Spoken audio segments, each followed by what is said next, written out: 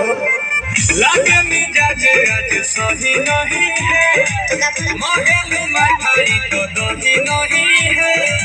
पानी में चीनी जैसे घोले राजा जी, घोले राजा जी। पानी में चीनी जैसे घोले राजा जी, घोले राजा जी। कमरिया गोले गोले, कमरिया गोले गोले, कमरिया गोले गोले गोले गोले गोले राजा जी।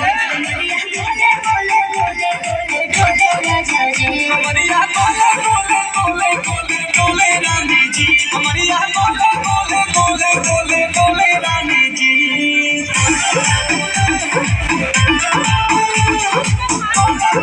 जी सुना बातें तो मीठी मीठी बोले राजा जी, बोले राजा जी। बातें तो मीठी मीठी बोले राजा जी, बोले राजा जी। कमरिया गोले गोले, कमरिया गोले गोले, कमरिया गोले गोले गोले गोले गोले राजा जी। कमरिया गोले गोले। हमारे भी दो दाल बना